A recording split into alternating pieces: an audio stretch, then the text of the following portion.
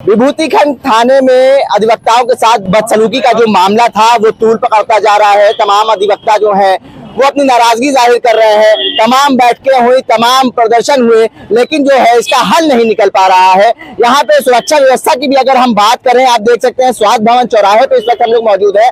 यहाँ पे पीएसी के और पुलिस के जवानों को तैनात करा गया है। बड़ी संख्या में आपको पुलिस दल के जवान जो है वो तैनात दिखेंगे।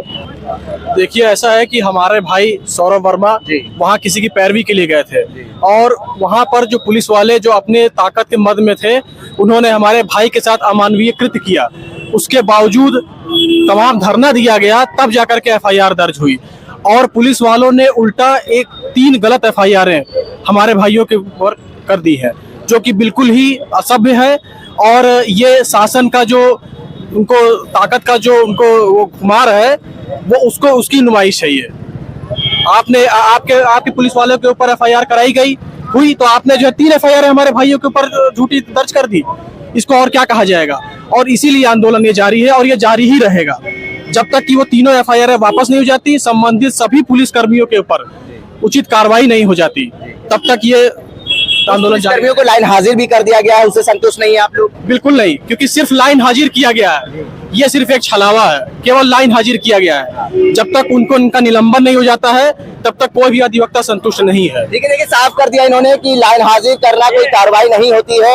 ये चाहते हैं ये उचित कार्रवाई हो। क्या मांग करते, कैसी कार्रवाई चाहिए आप लोगों को? जब तक संबंधित दोषी पुलिस कर्मियों को सस्पेंड नहीं किया जाता है और उनकी गिरफ्तारी नहीं होती है और अधिवक्ता साथियों के ऊपर जो 3 फर्जी एफआईआर दर्ज की गई हैं, जब तक वो एफआईआर एक्सपंज नहीं की जाती हैं और दोषी पुलिस कर्मियों को गिरफ्तार नहीं किया जाता है, तब तक अधिवक्ता साथी हमारे आंदोलन करते रहेंगे। क्योंकि ये पुलिस की तानाशाही है, आए दिन अधिवक्ताओं के साथ इस तरह के कृत्य कर रही है, जिससे अधिवक्ता समाज को अपमानित करने का कार्य कर रही है। यह पुलिस सरकार के सह पर निरंकुश हो गई। जब तक कमिश्नरेट प्रणाली जब से लागू हुई है लखनऊ में, तब से पुलिस निरंकुश हो गई है। किसी भी अधिवक्ता को अपमानित कर देती है, किसी भी अधिवक्ता की कोई बात नहीं सुनी जाती है। पुलिस वाले सिर्फ अपनी मनमर्जी कर रहे हैं और धन उगाही का कार्य कर रहे हैं।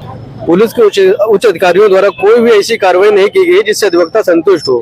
हमेशा अधिवक्ताओं को बीच में रख करके पुलिस द्वारा अपने अधिकारियों को बचाने में लगे रहते हैं। कहीं पर भी कोई ऐसी कार्रवाई नहीं करते हैं जिससे कहीं अधिवक्ता को कोई संतुष्टि मिले।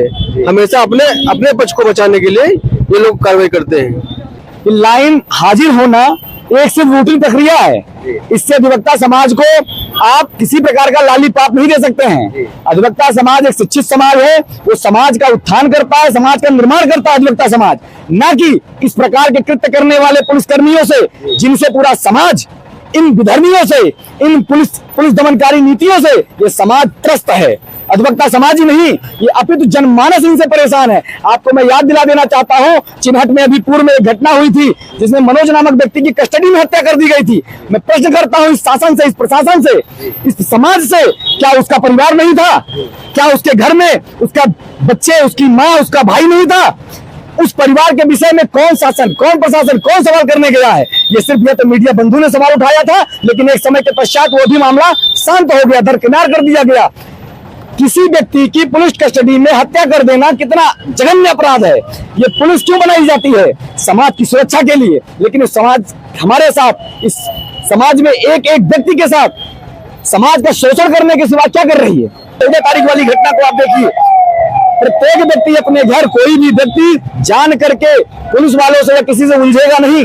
हर व्यक्ति होली की तैयारी में था और जिस सौरभ वर्मा का जो बताया जा रहा है वो मेरे ही बीच का, मेरा ही अधिवक्ता भाई है।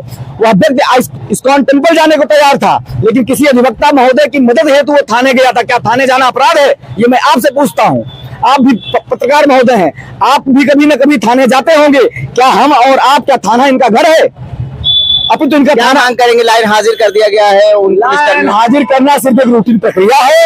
ये किसी प्रकार का कोई भी इसका आधार नहीं है। किसी भी प्रकार से अधिवक्ता समाज इससे संतुष्ट नहीं है। और जिन 10 पुलिसकर्मियों के खिलाफ एफआईआर दर्ज कराई गई है, उनमें से 5 को लाइन हाजिर करने का क्या मतलब है?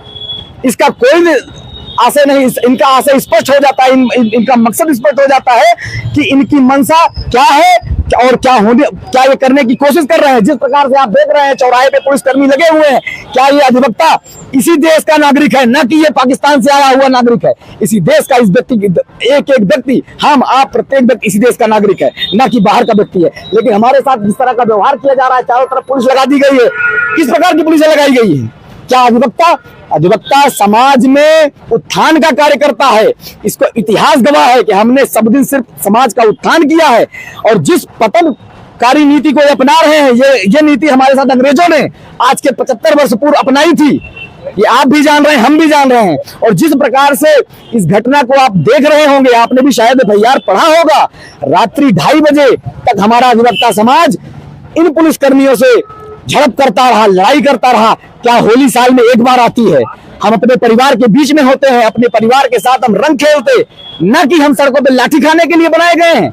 हम इस समाज का भला करने के लिए यहाँ आवाज उठाते हैं। हम समाज में शोषित लोग, जिनका शोषण हो रहा है, जिनके साथ ये पुलिस, ये शासन, ये प्रशासन, जिन समाज के लोगों के साथ जिस प्रकार से अपराध करती है, हम उनसे बचाने का कार्य करते हैं।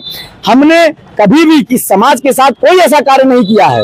आज आह्वान था, आप लोग कमिश्नर ऑफिस का घेराव करने जा रहे थे, लेकिन बार ने इसको निरस्त करा, आगे बदलाव कर दिया। क्या अब आगे क्या रणनीति? बार ने निरस्त नहीं किया है। देखिए, बार, और मैंने अभी आपसे कहा ना कि हम पढ़े लिखे लोग हैं, हम इनकी तरह इंटर करके नौकरी नहीं पाए हुए लोग हैं, हम डबल ग्रेजुएट लोग हैं।